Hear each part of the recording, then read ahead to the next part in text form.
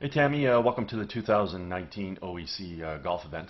Just want to give you an opportunity here to view your swing. We'll let that play on through. We'll put you back in your dress position, and we'll go ahead and take a look at a few things for you. So while we got you back here in your setup, let's first of all just take a look at your posture. So your spine is reasonably straight. It's on a tilt. It's a little too vertical. Legs come down. You definitely bend your knees too much. We don't want to bend our knees because that's what happens is it causes us to actually sit back and sit down.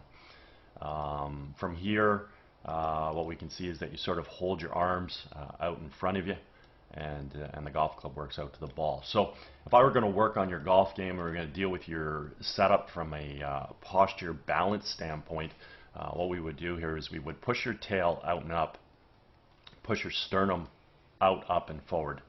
And what that's going to do for you, it's going to increase the angle to your spine, and it's also going to get your legs to stand up a little bit more. So your tail would be up a little higher, the spine would get angled more, so your sternum and your head would be out over your toes. Again, we said your legs wouldn't be as bent, because the reality is we just want to flex them anyways. And then from there we can let the arms hang down, we don't have to hold them, and then the golf club can work out to the golf ball from there. So taking you from a position whereby we're sort of bending our knees, sitting back, and the spine is up, and we're reaching out with our arms, we want to have a position where the tail is out, the sternum's up and out, sternum and head are out over the toes, legs are barely unlocked, hands are hanging closer to our thighs, and we're just more athletic ready into the golf ball. Right now you're just sitting, you're pulled up away from the ball, holding the arms up, and this starting geometry is just really, really important because the whole golf swing sort of functions off that position.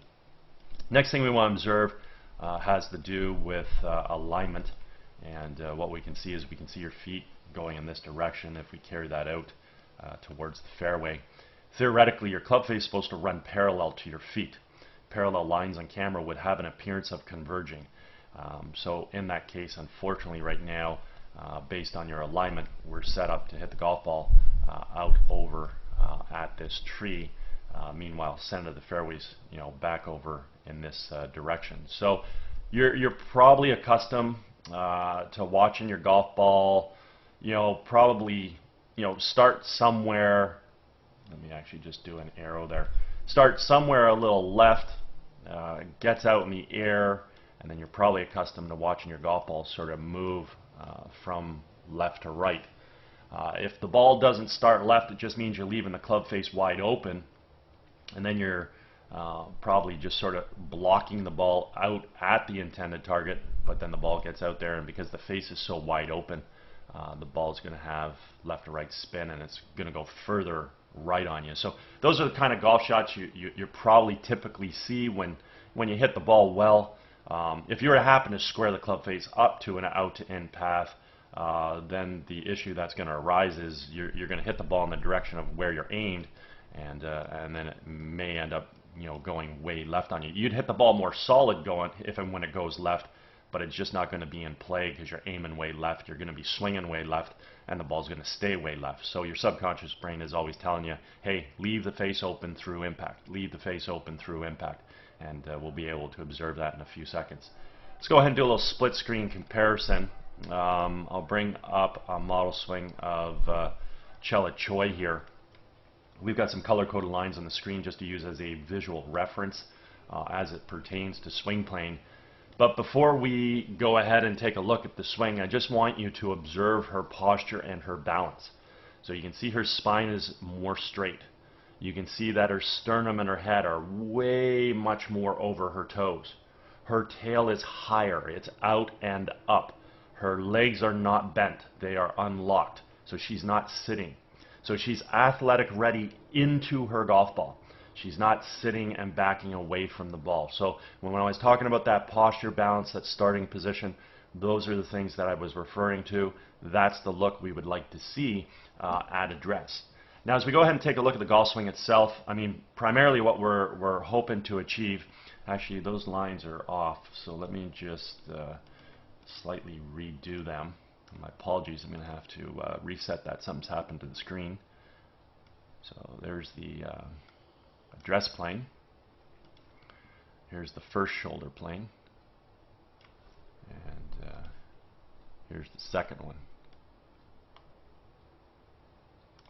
There we go. So let me snapshot that. Okay, so as we go ahead and take a look at the golf swing, we simply want to draw the golf club back by, rotating our shoulders, bringing our arms and hands back, as well as the golf club. And we want to see the club traveling back directly along this red line. It means the club is swinging back on the proper swing plane.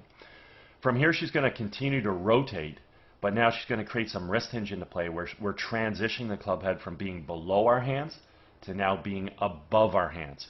And at this point in time, we're going to complete that rotation, and we're going to work the club from red up to yellow.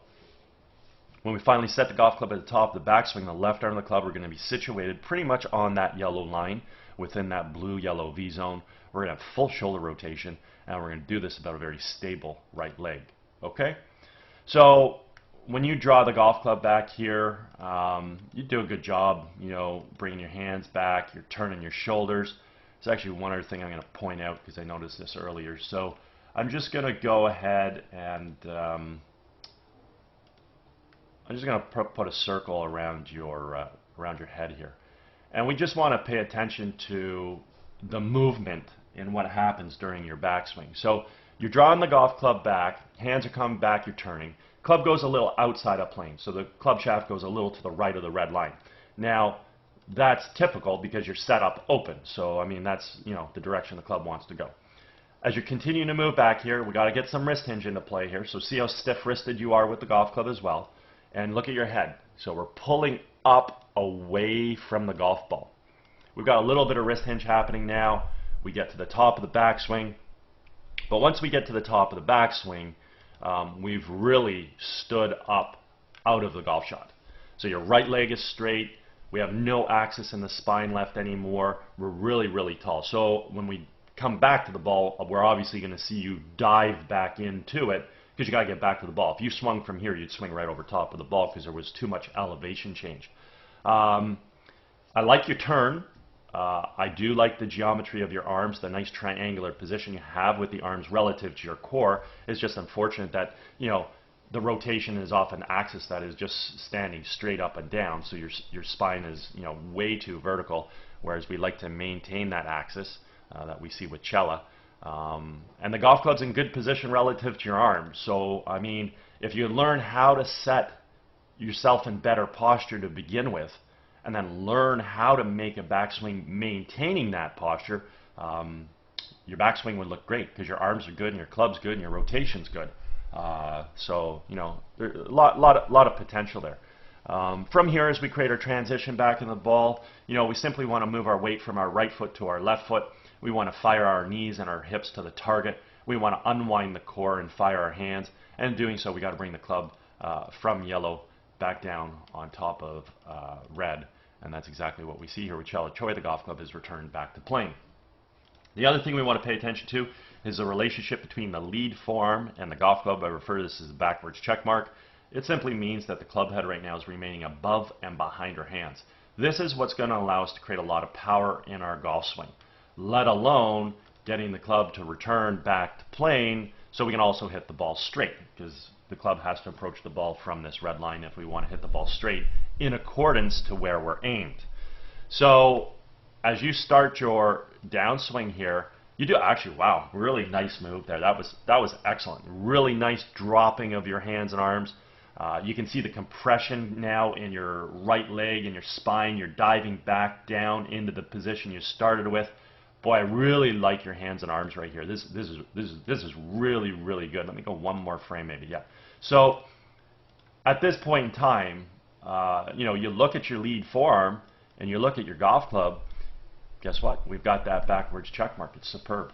The other nice thing is the golf club has returned back to where? Yeah, it's pretty much returned back to plane. So your geometry coming into the ball looks really, really good at this stage of the swing. Now, unfortunately, you set up very open, so it's going to, at some point in time, influence an out-to-in path. and that's going to hurt your golf game from a power standpoint and from a consistency standpoint. So as we come back into the ball, we just follow Chella coming into the ball. Her club basically attacks the ball pretty much from the red line, just slightly underneath. So in her case, she might lose some golf balls a little out to the right because the club's attacking the ball a little too far from the inside. But if she releases that golf club, she's going to hit a nice soft draw and everything's cool. So she's going to hit the ball relatively straight in accordance to her alignment, assuming that her grip is good, club face squares up. So those are the three most important things we need. We have to aim well, we have to bring the club down on plane, and we have to square the face up if we want to hit a golf ball straight. With you, let's go to your next frame. So beautiful. So we're just on top of we're just on top of the plane. We can see the club is stuck a little outside your hand, so you are attacking the ball from a little outside to inside. Okay, so we can see there that the golf club stays, the whole way into the ball. It stays a little on top of your plane. So you're coming in just a hair steep. You're going to be attacking the ball a little from out to in. And again, a lot of that has to do with the fact that you just set up too open to begin with. Your feet were going way left. Your knees, your hips, your shoulders and arms, everything was going way left, and that's going to have an influence on the downswing plane, and therefore it's going to have an influence on the swing path. So here's the swing path. Here's Chella's club before she strikes the ball. It's inside the ball.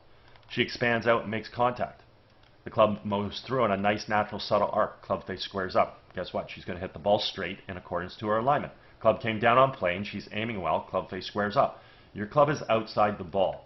It's moving down and across to make contact. See the path that your club is moving on, okay?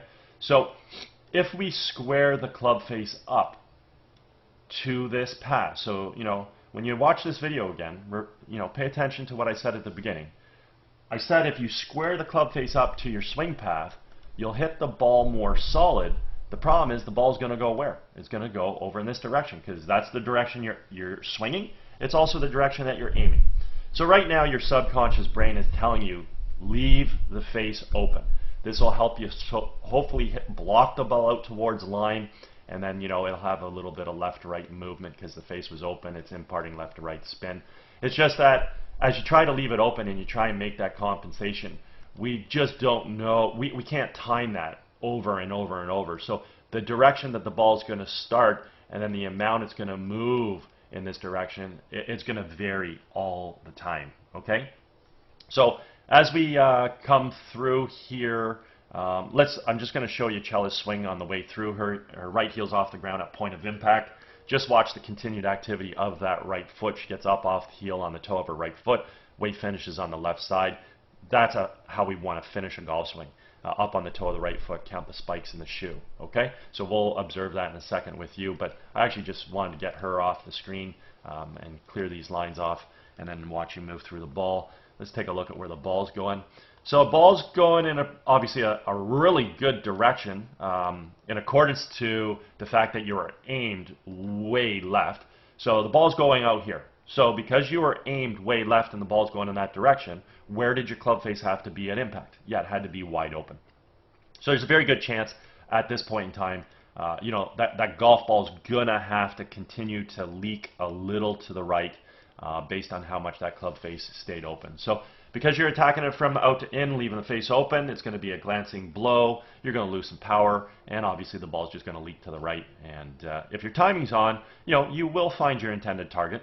But if the timing's off, then you might find that you lose the golf ball a little too far right most of the time. So, aiming way left, leaving the face wide open, it just takes a lot of timing. Anyways, as you come through, you do get up off your right heel. You actually pick your right foot up off the ground. You don't need to. You just want to get up on your toe. And what you also want to do is you want to learn how to post up on your left side. So your left leg should be straightening as you're moving to your finish, not bending. And you certainly don't want to take that step. So, you just want to get up on your toe of your right foot. Don't take a step. Stand up nice and tall on your left side. Get your hands a little higher.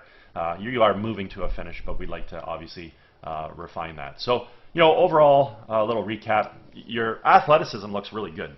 I mean, your hands come back. They fire through. It looks great. You coil on the way back. You uncoil through. You move yourself to a finish because you do have footwork. We do need to refine that footwork. But when it comes down to it, if you're going to become a better ball striker, more consistent, hit up more powerfully, you know, again, here are the things we have to change. The first thing is we have to change your posture and your balance to start. Very important.